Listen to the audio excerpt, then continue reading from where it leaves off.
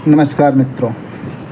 इस टाइम पूरे उत्तर प्रदेश ही नहीं, पूरे भारत में एक बड़ा विवाद है जाति के नाम पे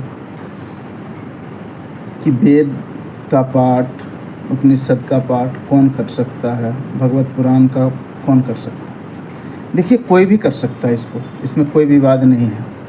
और जो उत्तर प्रदेश में हुआ वो गलत हुआ, इसमें भी कोई विवाद नहीं। इस चीज़ को ना कोई सही ठहरा रहा है ना कोई सही ठहरा सकता। लेकिन यहाँ गलती ये है कि जो कर्मकांड कराने वाले थे, जो पुरोहित थे, वो यादव थे, बहुत अच्छी बात। लेकिन उनका जो आधार कार्ड पुलिस दिखा रही है, जिसमें उनको वो ब्राह्मण के नाम का सरनेम लगा के 2 आधार कार्ड है, जिसमें एक आधार कार्ड में, तो अगर मन में किसी तरह की उनकी कोई खोट नहीं थी, विवाद ये नहीं है कि भगवत कथा कौन कहेगा। कोई भी कहेगा, जिसको उसका ज्ञान होगा वो भगवत कथा कहेगा। अगर हमें ज्ञान नहीं है और हम ब्राह्मण समाज में पैदा हुए, ब्राह्मण के घर पैदा हुए, तो हम भगवत कथा नहीं कह सकते।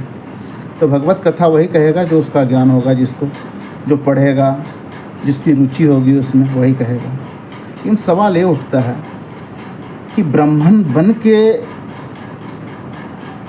दिखाना कि मैं ब्राह्मण हूँ, और जब इस तरह के विवाद होता है तो फिर वो जातिवाद में, और जिस तरह की राजनीतिक माहौल बन गया है, बहुत सारे विवाद हो रहे हैं।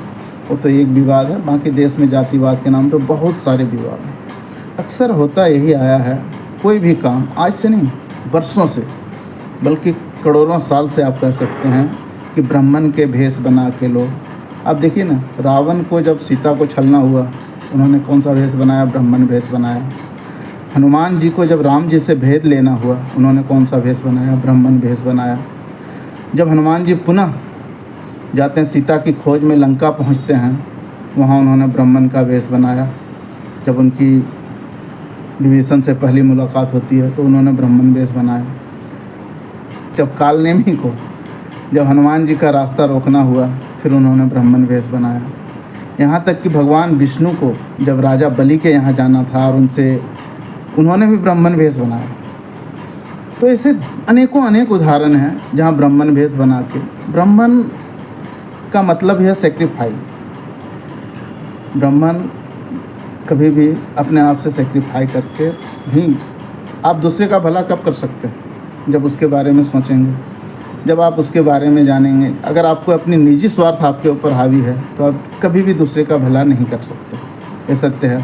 तो आप दूसरे की भला तभी कर सकते हैं जब आपको इन चीज़ों से ऊपर उठ के सोचना पड़ेगा।